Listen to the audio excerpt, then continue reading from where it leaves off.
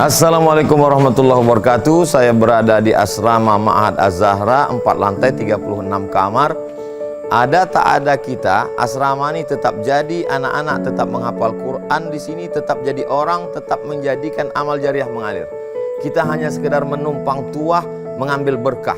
Mari kita selesaikan bangunan ini melalui transfer ke BSI nomor rekening 76777772227 atas nama Pendidikan Hajah Rohana almarhumah mak saya. Nomor admin jangan lupa kontak ke nomor 0811 6650 026. Berkah selalu. Assalamualaikum warahmatullahi wabarakatuh.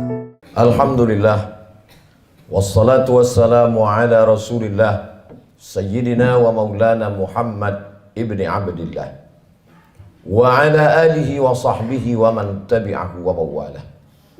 Asyhadu an la ilaha illallah wahdahu la syarika lah wa ashhadu anna sayyidana wa maulana Muhammadan abduhu wa rasuluhu la nabiyya ba'dah.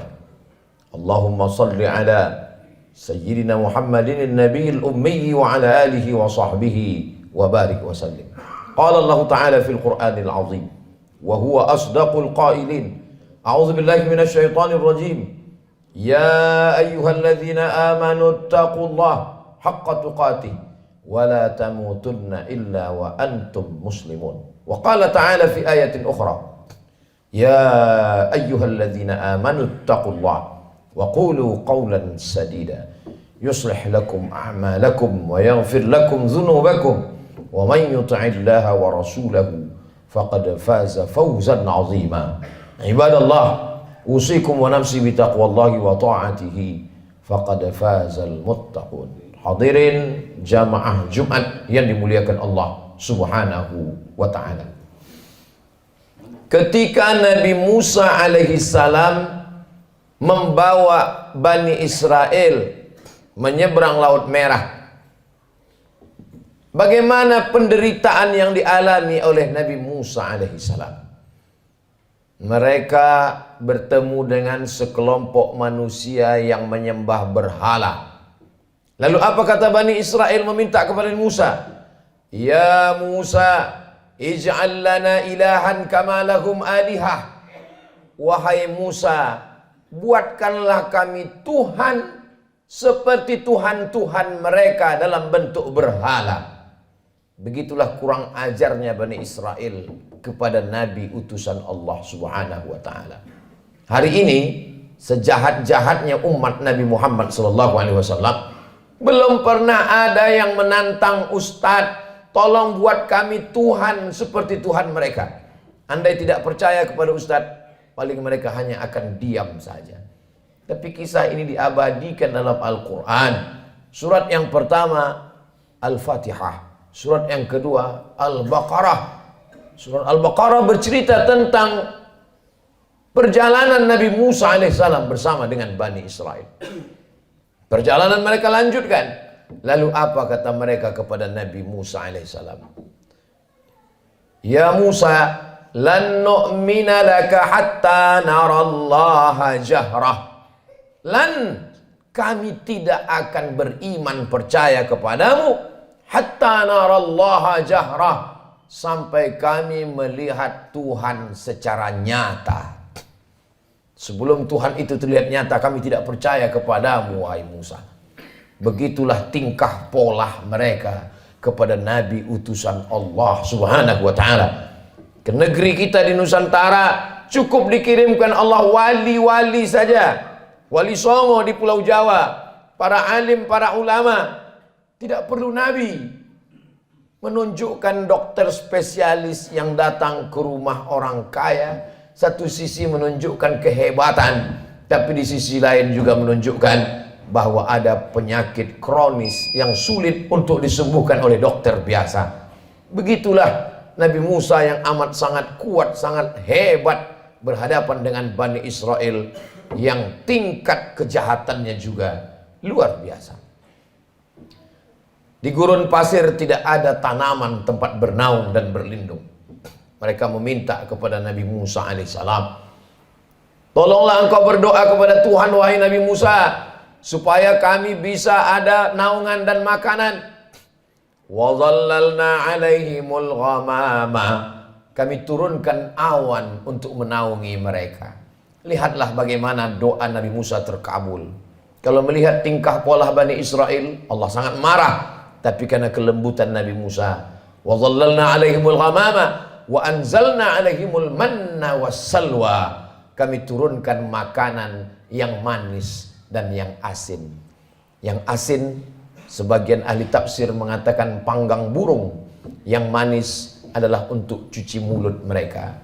Lalu apa permintaan Bani Israel? Kita kalau diberi makanan bersyukur kepada Allah, alhamdulillah. Tapi apa kata Bani Israel? Lan nasbira ala ta'amin wahidin. Kami tidak sabar kalau makanannya cuman ini. Kami minta supaya Tuhanmu menurunkan kepada kami wa fumiha wa adasiha wa basaliha. Kami ingin bawang merah, bawang putih, kacang asal. Betapa kurang ajarnya Bani Israel kepada Nabi Musa alaihissalam. Dikabulkan Allah doa, tidak kepanasan, dikirimkan makanan surga, meminta makanan-makanan. Sampai Allah mengatakan, atastabdiluna alladhi huwa adna billadhi huwa khair.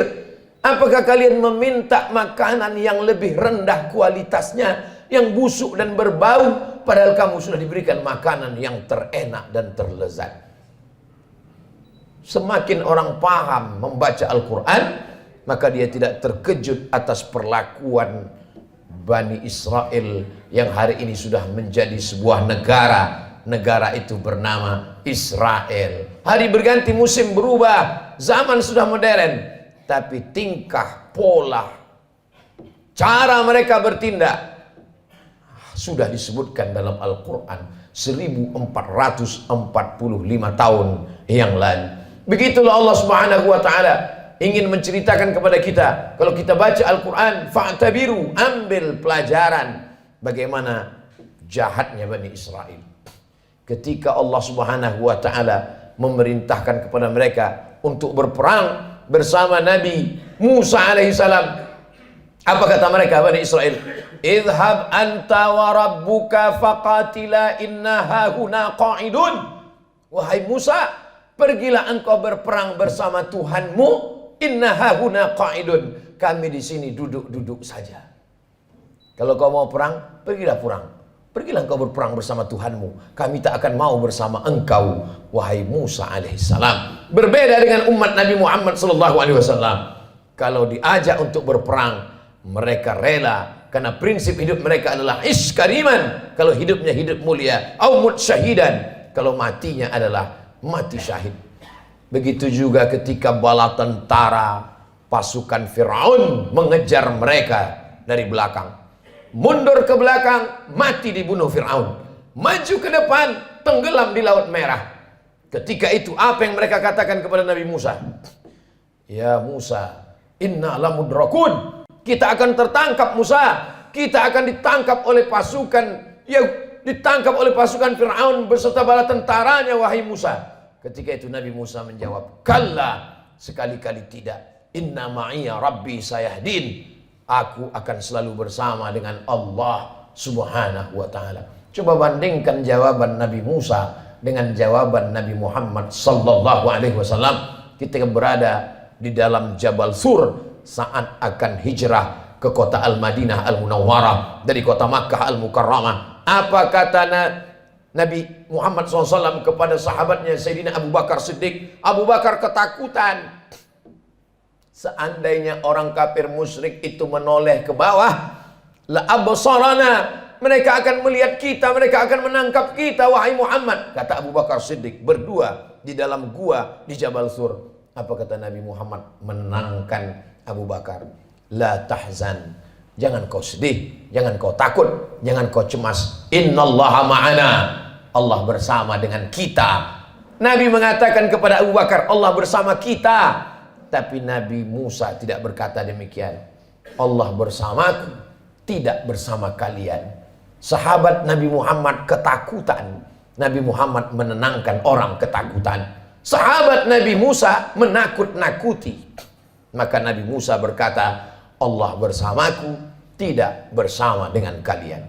Segala yang diceritakan Allah dalam Al-Quran, yang selama ini orang hanya membaca tulisan di atas kertas, hari ini mata melihat, menyaksikan. Untuk peduli kepada Palestina tidak perlu menjadi seorang Muslim, tidak perlu menjadi orang Islam, cukup menjadi manusia saja. Hari ini Allah ingin menyingkapkan tabir betapa Allah menunjukkan kebatilan, tapi sampai masanya nanti pertolongan Allah Subhanahu wa taala akan datang. Kenapa kita dapat pahala membunuh cicak? Karena ternyata ketika Nabi Ibrahim alaihissalam dibakar, maka ketika itu cicak ikut meniup, menghembus api itu supaya semakin besar. Itulah salah satu yang disebutkan Nabi SAW. Walaupun secara medis dan kesehatan, andai ada orang tidak percaya kepada hadis, tidak percaya kepada ayat, dia tetap juga akan membunuh cicak. Karena cicak membawa materi, jari-jarinya melekat ke makanan, banyak virus. Tapi ada cerita di balik itu, bahwa dia ikut berkontribusi, walaupun hanya dengan hembusan napasnya, ikut membakar Nabi Ibrahim alaihissalam. Sementara burung pipit, ketika Nabi Ibrahim dibakar, harriquhu, nyalakan api, bakar dia. Burung pipit datang, membawa setetes dua tetes air. Setetes dua tetes air yang dibawa oleh burung pipit untuk memadamkan api yang membakar Nabi Ibrahim tidak ada pengaruhnya. Lalu binatang yang lain bertanya, wahai burung pipit, untuk apa kau bawa dua tetes air memadamkan api yang bergejolak membakar Nabi Ibrahim?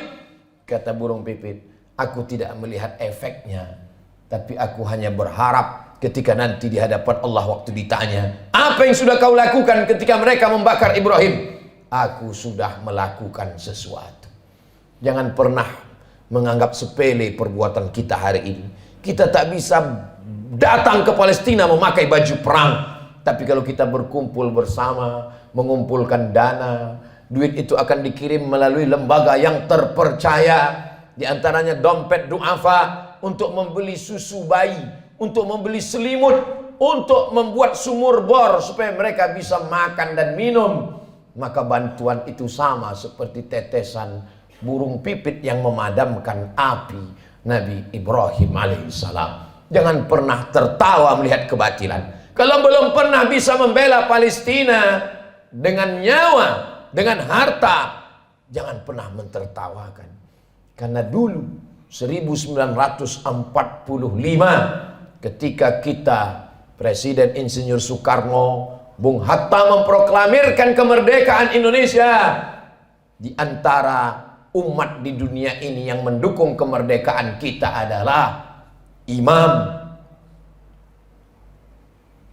Amin Al-Husaini, seorang mufti. Jabatan tertinggi di Palestina dalam bidang agama dipegang oleh mufti. Mufti Amin Al-Husaini adalah orang pertama yang mengakui kemerdekaan Republik Indonesia. Amerika menolak kemerdekaan kita karena bersekutu, bersekongkol dengan Belanda.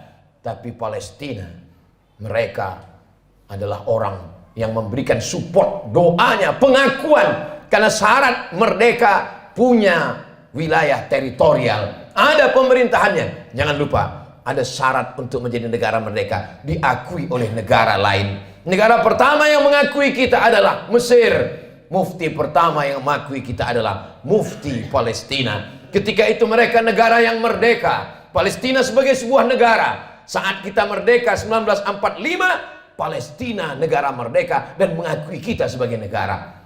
Barulah tahun 1946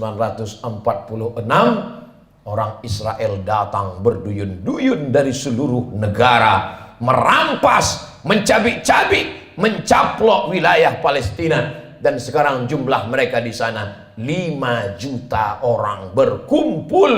Yang awalnya mereka hanyalah pengungsi, mereka tidak punya daratan, mereka tidak punya negara, tapi memang mereka penjajah yang pada akhirnya dunia mereka kuasai. Satu-satunya negara yang tak dapat mereka kuasai adalah Palestina. Dari sejak kita kecil, mata kita menatap televisi tak berwarna. Yasser Arafat memperjuangkan. Hari berganti musim berubah. Hari ini para pejuang, kalau kita tidak bisa menolong dengan tetesan darah dan nyawa, tidak bisa dengan harta, maka dengan doa. Panjatkan doa dalam qunut nazilah, mintakan dalam tahajud supaya Allah memberikan pertolongan. Karena kita akan diminta tanggung jawab di hadapan Allah Subhanahu wa taala. Man lam yatam bi amril muslimin, siapa yang tak peduli kepada kondisi saudaranya, falaisa minhum, maka tidak diakui imannya kepada Allah Subhanahu wa taala. La yu'minu ahadukum, tidak sempurna iman kamu, hatta yuhibba li akhi, sampai engkau sayang kepada saudaramu, ma yuhibbu li nafsih, seperti kau sayang pada dirimu sendiri. Kalau ada orang Palestina yang kehilangan anak, istri, hidup sebatang kara, bagaimana kalau itu yang kita alami? Kalau ada orang Palestina yang hancur rumahnya kelaparan, tempat makannya dibakar mereka kebunnya, bagaimana kalau itu terjadi pada diri kita? Iman kita belum sempurna sebelum kita bisa merasakan perasaan yang sama seperti yang dirasakan oleh saudara kita. Kita tidak menjadi marah membabi buta. Kita tidak menjadi orang yang amat sangat keras kepada sesama, tapi justru kita menjaga persatuan, kesatuan, mendoakan, mensupport, menjadi orang yang lebih baik di hadapan Allah Subhanahu wa taala, melihat apa yang dialami oleh saudara-saudara kita. Mereka menangis bukan karena takut kepada Israel. Seorang ibu dikabarkan anaknya meninggal dunia. Lalu beberapa tentara mujahid fisabilillah menyampaikan, anak ibu meninggal dunia, gugur sebagai syahid karena dibunuh tentara Israel. Air matanya menetes, wajahnya haru. Lalu kemudian orang ramai datang memberikan takziah, menyabarkannya. Sabar ibu, anak ibu sudah syahid, jangan menangis. Lalu tak lama dia menjawab, aku menangis bukan karena sedih anakku mati. Aku menangis, mengapa yang mati syahid cuma satu? Kenapa dulu aku tidak punya anak banyak dan semuanya mati syahid? Cita-cita anak Palestina yang tertinggi, diadakan survei lembaga internasional. Mereka berikan kertas, pertanyaannya, apa cita-citamu wahai anak Palestina? Cita-cita mereka adalah ingin mati syahid. Sejak 1946 Israel datang sampai hari ini 2023. Kenapa mereka tidak pergi ke Amerika, ke Eropa, ke Australia untuk mendapatkan suaka politik? Tak bisakah mereka menempuh jalur darat? Bisa. Kenapa mereka tidak pergi? Mereka ingin mati sebagai syahid dan tidak ingin meninggalkan bumi yang diberkahi, yang disebutkan dalam Al-Quran, Subhanalladzi asra bi'abdihi laylan minal masjidil haram ilal masjidil aqsa.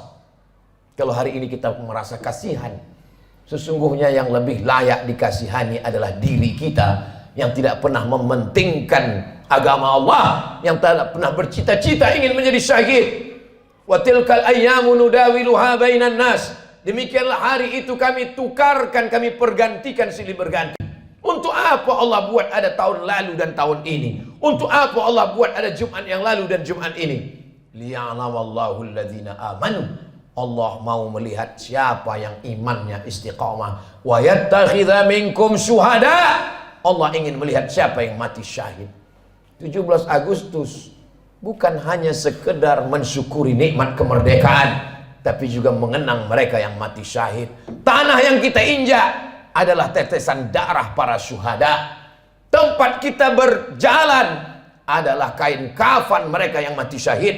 Negeri ini merdeka karena mereka mati syahid. Siapa yang menyampaikan itu? Yang menyampaikan itu adalah para alim dan ulama. Kalau kita hari ini kasihan, sesungguhnya sisakanlah rasa kasihan pada diri kita sendiri yang belum tentu diterima Allah. Kita semua akan diminta tanggung jawab nanti di hadapan Allah Subhanahu wa taala. Salahuddin Al-Ayyubi, kalau dia ditanya Allah, apa yang sudah kau lakukan wahai Salahuddin? Salahuddin menjawab, aku sudah memerdekakan Palestina. Ditakdirkan Allah kita hidup tahun 2023. Zaman dulu kalau terjadi pembunuhan orang di Nusantara, nenek moyang kita tak tahu apa yang terjadi di Palestina. Beritanya lambat. Hari ini pembunuhan di detik ini, videonya langsung di-share dan kita bisa melihatnya. Kita diminta tanggung jawab di hadapan Allah Subhanahu wa taala. Salat kita, puasa kita, zikir kita. Tapi jangan lupa, kita akan diminta tanggung jawab. Apa peduli kita kepada Masjidil Aqsa, tempat Isra Mi'rajnya Nabi Muhammad SAW. Mudah-mudahan Allah mengampuni segala dosa-dosa, kekhilafan dan kesilapan kita. Kita ajarkan kepada anak-anak kita tentang peduli kepada Palestina, tentang peduli kepada Masjidil Aqsa, tentang peduli kepada agama Allah Subhanahu wa taala. Barakallahu li wa lakum fil Qur'anil azim wa nafa'ani wa iyyakum bima fihi minal ayati wadh-dhikril hakim wa taqabbala minni wa minkum tilawatahu innahu huwal ghafurur rahim.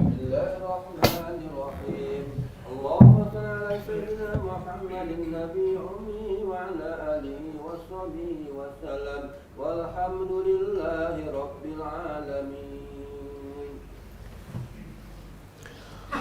Alhamdulillahilladzi bi ni'matihi tatimmus shalihat wassalatu wassalamu ala sayyidis sadat wa ala alihi wa ashabihi ahlil fadaili wal karamat. Asyhadu an la ilaha illallah wahdahu la syarika lah wa asyhadu anna sayyidana Muhammadan abduhu wa rasuluh وصافيه من خلقه وخليله أدى الأمانة وبلغ الرسالة ونصح للأمة وتركنا على المحجة البيضاء ليلها كنهارها لا يزيغ عنها إلا هالك. اللهم صل على سيدنا محمد النبي الأمي وعلى آله وصحبه وبارك وسلم. قال الله تعالى في القرآن العظيم وهو أصدق القائلين أعوذ بالله من الشيطان الرجيم بسم الله الرحمن الرحيم والعصر إن الإنسان لفي خسر إلا الذين آمنوا وعملوا الصالحات وتواصوا بالحق وتواصوا بالصبر. وقال تعالى في آية أخرى إن الله وملائكته يصلون على النبي يا أيها الذين آمنوا صلوا عليه وسلموا تسليما. اللهم اغفر للمسلمين والمسلمات والمؤمنين والمؤمنات الأحياء منهم والأموات برحمتك يا أرحم الراحمين. اللهم انصر إخواننا المجاهدين المستضعفين في فلسطين. اللهم انصر من نصر الدين واخذل الكفرة والمشركين ودمر أعداءك أعداء الدين. اللهم شتت شملهم وفرق جمعهم واجعل كيدهم في نحورهم. اللهم ادفع عنا الغلاء والوباء والفحشاء والربا والزنا والمنكر والسيوف المختلفة والشدائد والمحن ما ظهر منها وما بطن من بلدنا هذا خاصة ومن بلدان المسلمين عامة. عباد الله أوصيكم ونفسي بتقوى الله وطاعته فقد فاز المتقون. إن الله يأمر بالعدل والإحسان وإيتاء ذي القربى وينهى عن الفحشاء والمنكر والبغي يعظكم لعلكم تذكرون. فاذكروا الله العظيم يذكركم واسألوه من فضله يعطكم ولذكر الله أكبر والله يعلم ما تصنعون. أقم الصلاة. الله أكبر الله أكبر.